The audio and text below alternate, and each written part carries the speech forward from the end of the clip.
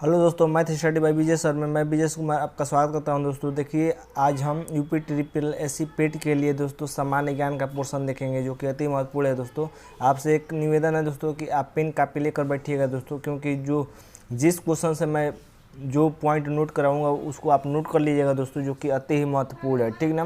तो चलिए दोस्तों, देखिए आज का पहला क्वेश्चन देखते हैं। पहला क्वेश्चन है कि अल्बर्ट आइंस्टीन थे एक प्रसिद्ध। तो अल्बर्ट आइंस्टीन क्या थे दोस्तों? चिकित्सक, कि रसायन शास्त्री, कि भौतिक शास्त्री, कि जीव विज्ञानी। तो क्या थे दोस्तों? तो देखिए वो एक भौतिक शास्त्री थे दोस्तों, और वो जर्मन के थे, यानी जर्मन भौतिक शास्त्री थे। तो पहला पॉइंट याद रखिएगा दोस्तों कि अल्बर्ट आइंस्टीन कहाँ के थे? जर्मन के थे। और उन्होंने सापेक्षता का सिद्धांत दिया था दोस्तों, सापेक्षता का सिद्धांत दिया था, और द्रव्यमान ऊर्जा समीकरण भी दिया था दोस्तों, जिसको E बराबर MC स्क्वायर कहते हैं।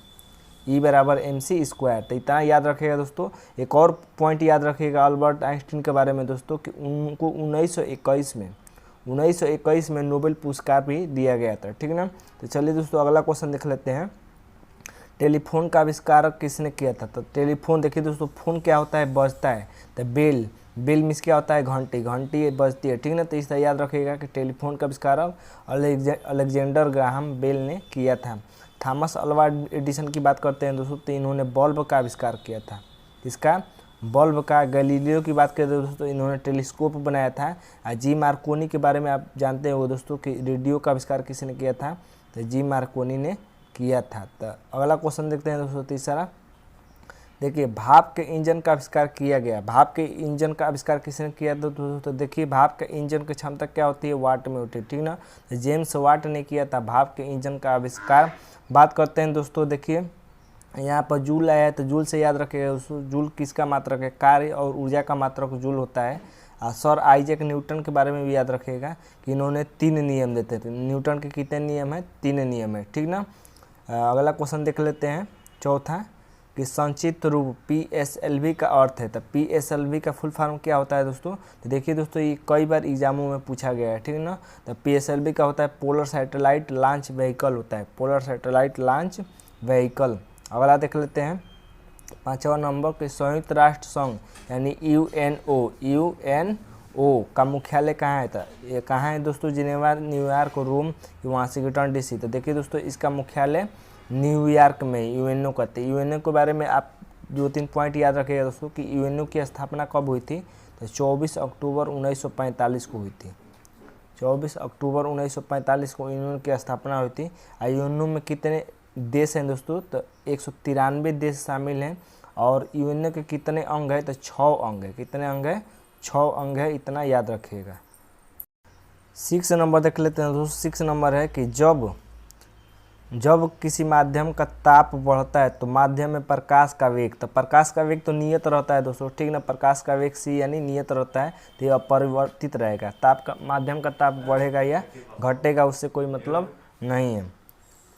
8 नंबर देखिए दोस्तों। 8 नंबर कह रहा है कि डायनोमो वह यंत्र है जो निम्न को परिवर्तित करता है। तो डायनोमो क्या करता है दोस्तों? डायनोमो यांत्रिक ऊर्जा को विद्युत ऊर्जा में परिवर्तित करता है। ठीक ना। अब विद्युत ऊर्जा को यांत्रिक ऊर्जा में कौन परिवर्तित करता है दोस्तों? तो वो मोटर करता है। ठीक ना। मोटर याद रखिएगा कि मोटर करता है विद्युत ऊर्जा को यांत्रिक ऊर्जा में, जबकि डायनोमो करता है यांत्रिक ऊर्जा को विद्युत ऊर्जा में। 9 नंबर देखिए दोस्तों कि पृथ्वी में उपलब्ध सबसे कठोरतम पदार्थ कौन है? तो सबसे कठोरतम पदार्थ कौन है? हीरा है। ठीक। अगला देख लेते हैं 10 नंबर, कि राजा भोज निम्नलिखित में से किस राजवंश से संबंधित है? तो देखिए दोस्तों, ये क्वेश्चन कई बार पूछा गया है। ठीक ना। तो 10वां नंबर था, ये कहाँ के थे दोस्तों? राजा भोज ये परमार वंश के थे। किस वंश के? परमार वंश के थे राजा भोज। 11 नंबर देखिए दोस्तों। 11 नंबर कह रहा है कि दिल्ली में लाल किले में स्थित मोती मस्जिद को किसने बनवाया था दोस्तों? तो किसने बनवाया था? तो ये औरंगजेब ने बनवाया था। औरंगजेब के बारे में याद रखिएगा दोस्तों। देखिए, औरंगजेब की उपाधि याद रखिएगा कि औरंगजेब ने किसकी उपाधि धारण की थी? तो आलमगीर की उपाधि धारण की थी औरंगजेब ने। और बीबी का मकबरा भी किसने बनाया था दोस्तों? औरंगजेब ने बनाया था, जिसको बीबी के मकबरे को ताजमहल की फुहर नकल भी कहा जाता है। तो ये याद रखिएगा। ये बीबी का मकबरा कहाँ है? तो औरंगाबाद में। कहाँ है? औरंगाबाद में है। इतना भी याद रखिएगा। औरंगाबाद कहाँ है? महाराष्ट्र में। ठीक। इसकी पत्नी का नाम क्या था दोस्तों? पत्नी का नाम भी कभी पूछ लेता है। तो रबिया दुरानी दुरानी। रबिया दुरानी इसकी पत्नी का नाम था। इतना याद रखिएगा। बात करते हैं दोस्तों शेरशाह के बारे में। देखें तो शेरशाह सूरी के बारे में, इसके बचपन का नाम फरीद खां था।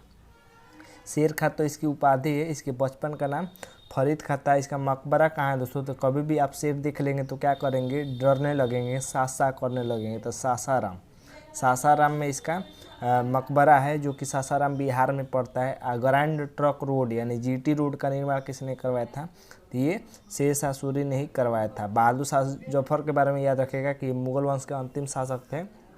शाहजहाँ के बारे में कौन नहीं जानता है दोस्तों? शाहजहाँ के बारे में भी याद रखिएगा कि ताजमहल को किसने बनवाया था?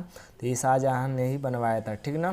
तो अगला देख लेते हैं दोस्तों 12 नंबर कि सौर प्रणाली के ग्रहों को उनके आकार के आधार पर निम्नलिखित में से कौन सा क्रम दिया गया है? देखिए दोस्तों, सबसे बड़ा कौन होता है? बृहस्पति होता है। तो बृहस्पति एक ही ऑप्शन में है। ठीक ना, एक ही ऑप्शन में बृहस्पति। तो बृहस्पति, शनि, पृथ्वी और बुध, ये क्या है? आकार के आधार पर घटता क्रम है। ठीक है। बुध के बारे में याद रखिएगा कि बुध सौरमंडल का सबसे छोटा ग्रह है। सबसे बड़ा ग्रह कौन है? बृहस्पति है। आप पृथ्वी याद रखिएगा कि पृथ्वी को क्या कहते हैं? शुक्र की बहन कहते हैं, या शुक्र को पृथ्वी की बहन कहते हैं। तो ये याद रखिएगा। अगला देख लेते हैं दोस्तों 13 नंबर कि अभिकेंद्र शब्द किससे संबंधित है? तो नाम से ही लग रहा है दोस्तों, अभिकेंद्र यानी भूकंप से संबंधित है। किससे संबंधित है? भूकंप से। 14 नंबर देख लेते हैं कि NAEP का केताक्षर का अर्थ है, यानी इसका पूर्ण रूप क्या है? तो नेशनल एडल्ट एजुकेशन प्रोग्राम है।